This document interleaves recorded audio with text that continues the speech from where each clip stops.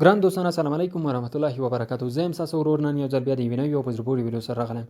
په دغه ویډیو کې درته د سپاټ ټریډینګ یوه مهمه ستراتیژي ښیم، لکه څه ډول چې څو ورځې وړاندې ما له تاسو سره په ټلګرام چینل کې وعده کړې وه چې زه به ستاسو لپاره د سپاټ ټریډینګ یوه مهمه ستراتیژي شریک کوم. هغه کسان چې زما یوټیوب چینل ته نوي راغلي یاست نو هیله ده زما یوټیوب چینل ته سره سبسکرایب کړئ. ملګرو، د دې ستراتیژي د عملي کولو په خاطر باندې دغه اپلیکیشن چې کوین مارکیټ کیپ نومیږي دغه به خپل اپ سټور یا پلی سټور څخه ډاونلوډ کړئ. په دې کې دغه ډول انټرفیس درته راځي. په دې کې دغه ټوټل مارکیټ کیپ دا والیوم دا ډومیننس اف بي ټي سي دا پیر ان ګریډ ده.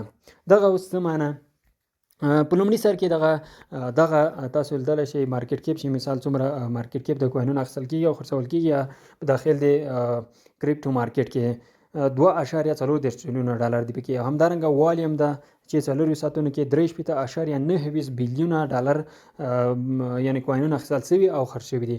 او بل ډومیننس اف بي ټي سي دغه ډیر مهم ده. ډومیننس اف بي ټي سي کې چې اوس 50.15 ده، نو که چیرته دغه راغورځېږي یعنی دا 55 یا 50 ته رسیږي، په دې سره الټ کوین مثال سولانا، ایکس آر پی، ټي آر ایکس، ټون، ای ډي دغه ټول کوینونه غیر له بي ټي سي څخه دغه کوینونه پمپ کوي.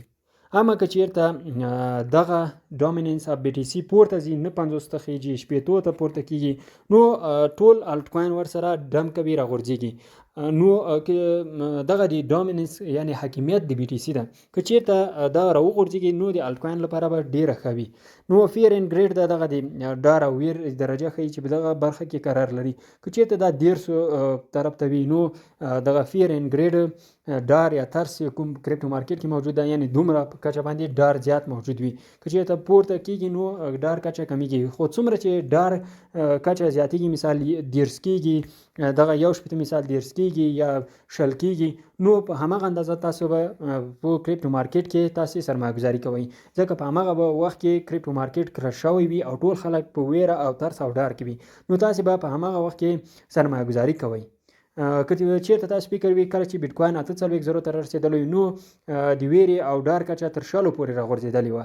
نو هر کله چې بیټ کوین او عموما کریپټو مارکیټ کرش کوي تاسو دغه اپلیکیشن را وازوي او دلته ګورئ چې کوم کوین د دوی رینکینګ مثال خوي او په دې کې سرمایه گذاري کچه مثال 2.11 بیلیونه د دوی سرمایه گذاري کچه دا ټول ګورئ. مثال د لینک کوین مثال موږ ګورو دوی فانډامنټل انالایز هم دغه ته ویل کیږي. فانډامنټل انالایز تاسو دلته ټیکنیکل یو هم دغه د چارټونو تحلیل ده او یو د دوی دغه ټوټل سپلای کتل او د دوی والیوم کتل چې په 13 ساعتونو کې څومره خلکو لخوا اخیستل شوی او خرڅ شوی ده. همدارنګه کوین مارکیټ کیپ ډیر ضرور ده، آل ټایم های 52 ډالر ده او تر ټولو ټي ټي 0.12 ده.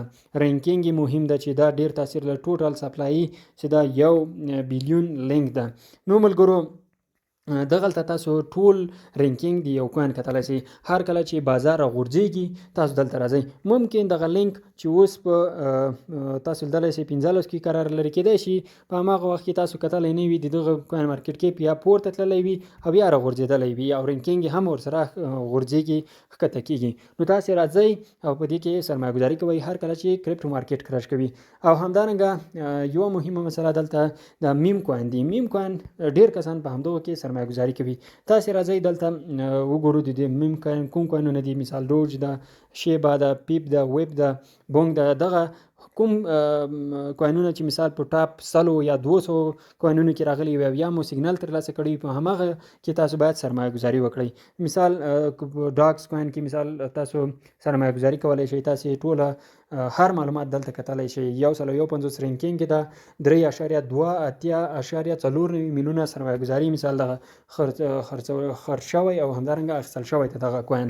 نو زیاتره کسان په دې کې ځکه سرمایه گذاري کوي چې دغه قیمت کم ده. که چیرته په کم اندازه سره هم پورته ځي نو خلکو ته ډیره زیاته ګټه ورکولی شي. نو تاسو به په کومو کوینونو کې چې رینکینګ لوړ وي او د دوی هغه مارکیټ کیپ لوړ وي په هماغه کې به سرمایه گذاري کوي. که چیرته په تاسو باندې بازار یا کریپټو مارکیټ نور هم کرش کوي نو تاسو له هماغه ویر او ډار به نه وي چې خدای نه خاصه ټوله سرمایه مو لاس ورکو.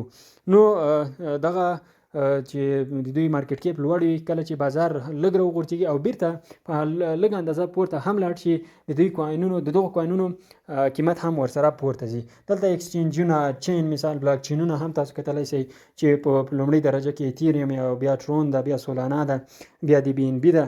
بیا اکسچینج هم کتلی شئ چې کوم په لومړۍ درجه کې دی، اول باینانس ده، بیا کوین بیس اکسچینج ده، بای بیټ ده، اوکی ایکس ده. دغه ټول کوینونه هم لیست کتلی شئ په دغه برخه کې. نو ملګرو دغه د سپاټ ټریډینګ ستراتیژي وه. هر کله چې بازار راغورځېږي تاسې راځئ دلته دغه کوینونه ګورئ او هر کوین چې هغوی رینکینګ او د هغوی کوین مارکیټ کیپ لوړ وي په هماغه کې سرمایه ګزاري کوئ. انشاءالله چې تاسو به کله چې بازار بیرته پورته کېږي ډېر په اسانۍ سره به ګټه لاسته راوړئ. نو دغه وه د نن ورځې ویډیو او د سپاټ مهمه ستراتیژي. هیله ده چې یو څه مو ترې زده کړي وي. نو دغه ویډیو له ملګرو سره شریکه کړئ، لایک یې کړئ، ترڅو په راتلونکي کې د دغه ډول ویډیوګانو په هکله نور معلومات هم تاسو ته راوړم او نور د ټیکنیکل انالایز په هکله هم یو څو ویډیوګانې تاسو ته انشاءالله جوړوم. ښاد او آباد اوسئ. په الله مو سپارم.